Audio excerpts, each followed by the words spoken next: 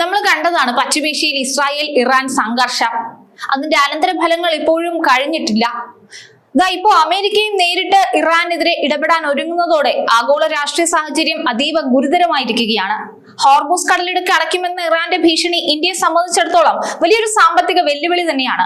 എണ്ണ ഇറക്കുമതിക്കായി 90% വിദേശ രാജ്യങ്ങളെ ആശ്രയിക്കുന്ന ഇന്ത്യക്ക് വിതരണ ശൃംഖലയിൽ ഉണ്ടാകുന്ന നേരിയ തടസ്സം പോലും ആഭ്യന്തര വിപണിയിൽ വലിയ വിലക്കയറ്റത്തിന് കാരണമാകും.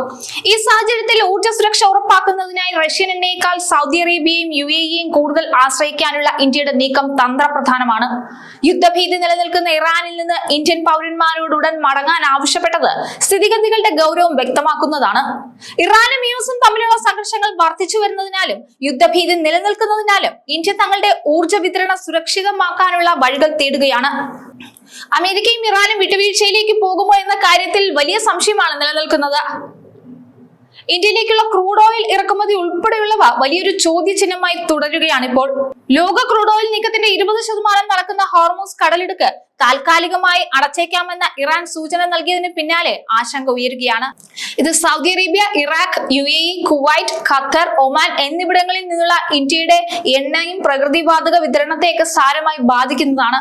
ഇന്ത്യയുടെ 90% ക്രൂഡ് ഓയിൽ ആവശ്യകതയും ഏകദേശം 5.5 ദശലക്ഷം ബാരൽ ഇറക്കുമതിയിലൂടെയാണ് നിറവേറ്റുന്നത്. ഇതിൽ തന്നെ 40%-ലധികവും പശ്ചിമേഷ്യയിൽ നിന്നാണ്, അതായത് ഈ കടൽപാത വഴിയാണ് എത്തുന്നത്. അവിടെയാണ് ഇറാൻ നടത്തുന്ന ഈ നീക്കം ഇന്ത്യക്ക് വലിയ രീതിയിൽ തിരിച്ചടിയാകാൻ പോകുന്നത്. ഇത്രയൊക്കെയാണെങ്കിലും ഈ പ്രതിസന്ധിയെ മറികടക്കാൻ ഇന്ത്യ പോംവഴികൾ കണ്ടെത്തിയിട്ടുണ്ട്.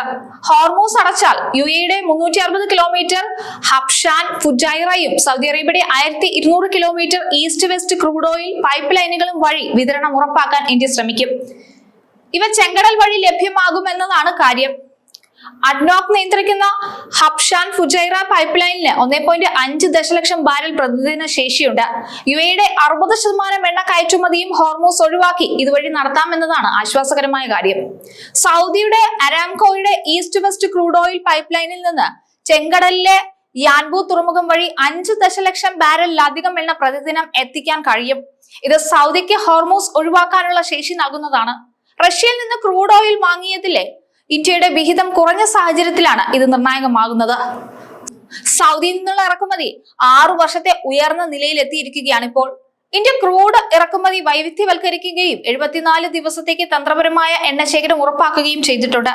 കഴിഞ്ഞ 3 വർഷത്തിനിടെ ഇന്ത്യ റഷ്യയിൽ നിന്ന് ക്രൂഡ് ഓയിൽ ആവശ്യകതയുടെ 1/3 വാങ്ങിയെങ്കിലും സമീപകാല പ്രവണതകൾ കാണിക്കുന്നത് മോസ്കോയിൽ നിന്നുള്ള എണ്ണയുടെ വിഹിതം കുറയ്ക്കാൻ തുടങ്ങിയിട്ടുണ്ടെന്നാണ്. ക്രൂഡ് ലഭ്യതയേക്കാൾ ആഗോളതലത്തിൽ അടുത്തിടെ ഉണ്ടായ വിലവർധനമാണ് പ്രധാന ആശങ്ക. ഇതിനെതിരെ ഊർജ്ജ രംഗത്തെ വിദഗ്ധർ മുന്നറിയിപ്പ് നൽകുന്നുണ്ട്. ഒരു ബാരലിന് $10 കൂടുമ്പോൾ ഇന്ത്യയുടെ വാർഷിക ഇറക്കുമതി ചെലവ് $13 മുതൽ $14 ബില്യൺ വർദ്ധിക്കുമെന്നതാണ് ഇതിലെ കണക്കിലെ കളി. അതായത് ചെറിയ വില വർധന പോലും ഇന്ത്യക്ക് ഉണ്ടാക്കുക വലിയ നഷ്ടമായിരിക്കും. ഇറാനെതിരെ US ആക്രമണ ഭീഷണി നിലനിൽക്കുന്ന സാഹചര്യത്തിൽ ഇറാനിലുള്ള ഇന്ത്യൻ പൗരന്മാരോട് രാജ്യം വിടാൻ നിർദ്ദേശം നൽകി കഴിഞ്ഞു. വാണിജ്യ വിമാനങ്ങൾ ഉൾപ്പെടെ ലഭ്യമായ മാർഗങ്ങളിലൂടെ എത്രയും വേഗം ഇറാൻ വിടണമെന്നാണ് ഇന്ത്യൻ എംബസി ആവശ്യപ്പെട്ടിരിക്കുന്നത്. വിദ്യാർത്ഥികൾ, തീർത്ഥാടകർ, വ്യവസായികൾ, വിനോദസഞ്ചാരികൾ തുടങ്ങി ഇറാനിലുള്ള എല്ലാ ഇന്ത്യൻ പൗരന്മാർക്കും ഈ മുന്നറിയിപ്പ് ബാധകമാണ്.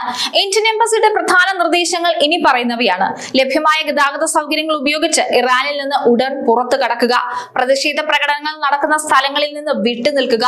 പ്രാദേശിക മാധ്യമങ്ങൾ വഴിയുള്ള വാർത്തകൾ ശ്രദ്ധിക്കുകയും ഇന്ത്യൻ എംബസിയുമായി നിരന്തരം സമ്പർക്കം പുലർത്തുകയും ചെയ്യുക. പാസ്പോർട്ട്, ID കാർഡുകൾ ഉൾപ്പെടെയുള്ള യാത്രാരേഖകൾ എപ്പോഴും കൈവശം വെക്കുക. ഇറാനിലുള്ള ഇന്ത്യൻ പൗരന്മാർ എംബസിയിൽ പേര് വിവരങ്ങൾ രജിസ്റ്റർ ചെയ്യണം. ജനുവരിയിലെ പ്രതിഷേധങ്ങൾക്കിടയിൽ കൊല്ലപ്പെട്ടവരുടെ ഓർമ്മ പുതുക്കി വീണ്ടും ഇറാനിൽ കടുത്ത ഭരണവിരുദ്ധ പ്രക്ഷോഭങ്ങൾ പൊട്ടിപ്പുറപ്പെട്ട സാഹചര്യത്തിലാണ് ഇന്ത്യൻ എംബസിയുടെ നടപടി. ടെഹ്റാൻ ഉൾപ്പെടെയുള്ള നഗരങ്ങളിലെ സർവകലാശാലകളിൽ വലിയ രീതിയിലുള്ള പ്രതിഷേധങ്ങൾ നടക്കുകയാണ്. അതേസമയം ഇറാനുമായുള്ള ആണവ ചർച്ചകൾ വ്യാഴാഴ്ച ജനീവയിൽ നടക്കാനിരിക്കെ ഗൾഫ് മേഖലയിലേക്ക് വൻതോതിൽ സൈനിക വിമാനങ്ങളും യുദ്ധോപകരണങ്ങളും നീക്കി ട്രംപ് ഭരണകൂടം സമ്മർദ്ദം ശക്തമാക്കിയിട്ടുണ്ട്. മേഖലയിൽ US ആക്രമണത്തിന് സാധ്യതയുണ്ടെന്ന റിപ്പോർട്ടുകളാണ് ഇന്ത്യയെ ഇത്തരമൊരു മുൻകരുതൽ നടപടിക്ക് പ്രേരിപ്പിച്ചത്. ഇറാനിലെ ആഭ്യന്തര പ്രക്ഷോഭങ്ങളും അമേരിക്കയുടെ സൈനിക നീക്കങ്ങളും ഗൾഫ് മേഖലയെ ഒരു അഗ്നിപർവ്വതത്തിന് മുകളിലായി മാറ്റിയിരിക്കുന്നു. വരും ദിവസങ്ങളിലെ ജനീവ ചർച്ചകൾ പരാജയപ്പെട്ടാൽ ലോകം മറ്റൊരു വലിയ സാമ്പത്തിക മാന്ദ്യത്തിലേക്കും ഊർജ്ജ പ്രതിസന്ധിയിലേക്കും നീങ്ങാൻ സാധ്യതയേറെയാണ്.